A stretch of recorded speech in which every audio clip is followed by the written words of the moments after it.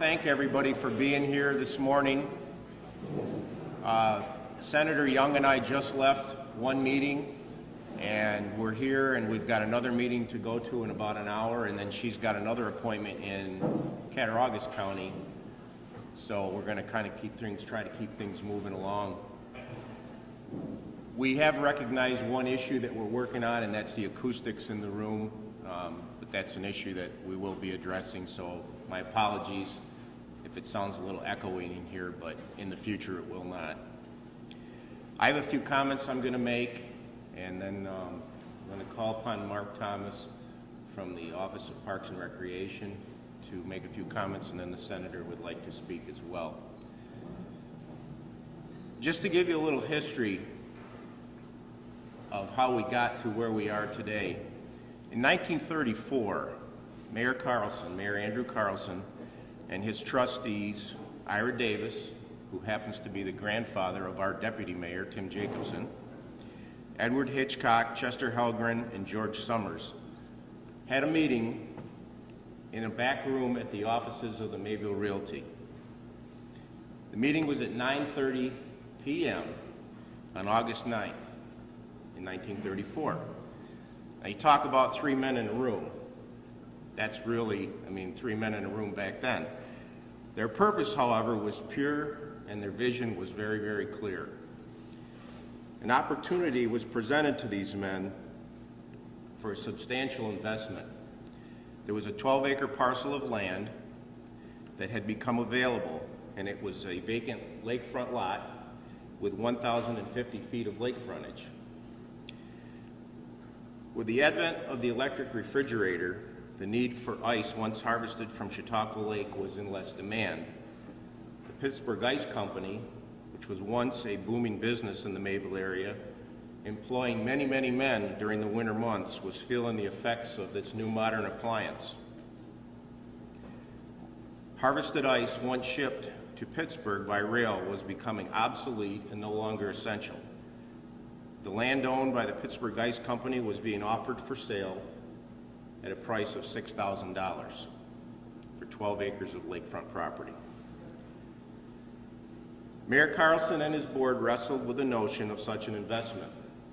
$6,000 was a huge sum of money, considering the entire village budget in 1934 was $6,846.61. This was, in effect, 87% of the operating budget. You think about it, you couldn't touch this land today for $1 million, probably. Community sentiments were mixed, but the board forged on. Their vision, the vision of Mayor Carlson and his board, was to have a lake park of which Mayville would be proud. That's an exact quote from the minutes from 1934 from a board meeting. It was also stated in there that they wanted a place of beauty and recreation. Again, an exact quote, one which we have also incorporated into the bronze plaque. Prior to this purchase, it was noted in the board minutes that residents had to, quote, trespass across private property to gain access to the lake. The board had a second meeting on August 11th. Now, on the August 9th meeting, they voted to make the purchase. On August 11th, they had a second meeting, the purpose of which, and I quote, was to open the safe deposit box at the bank, from which the sum of $6,000 was to be removed and used to pay for the land purchase. There was no bonding, no loans, no lease, and no financing. It was a cash deal, and it was done during one of the hardest economic times in history. It was right in the middle of the Great Depression. I can only imagine the spirited conversations that must have ensued over this issue. We had a 42-year-old mayor who, along with his board, wanted to spend an amount equal to 87% of the village's operating budget on 12 acres of vacant land. Were they crazy? When you think about it, really, that was a heck of a risk that they took. They were really out there on a limb. Be it what it was, their vision was one of unimaginable relevance.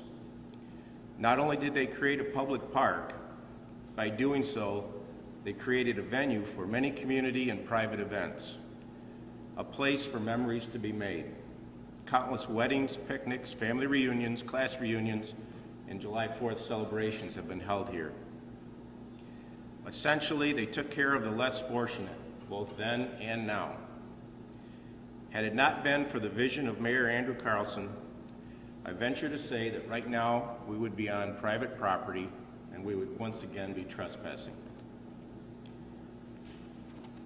There would be no park, no tennis courts, no basketball courts, no picnic pavilion, no playground, no ball field, no boat launch, no gazebo, and no venue for the July 4th celebration, the annual Ice Castle celebration, the Bluegrass Festival, and no place for the Chautauqua Belle to have a home in the summer and the winter months. Since 1934, several additional purchases have been made to further enhance the park. In 1936, the first bathhouse, the one that was recently torn down, was built, and that was somewhere in the neighborhood of like $1,400 to build that. In 1968, they made a purchase from the Pendel Corporation of the old railroad depot, which is now part of the park property. And in 1985, the board purchased all the tracts and parcels of land from the trestle over Mud Creek all the way to Route 430 on the east side of the village, creating which is now about a 30-acre parcel with over 4,000 feet of lake frontage. How blessed are we to have this? We really don't know, because it's always been here. But let me ask you too, if Mayville would be what it is today without this park.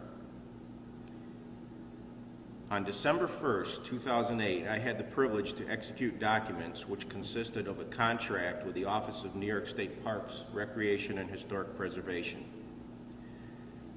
These documents granted the village enough money to go forward with the project that we'd wanted to do for many, many years.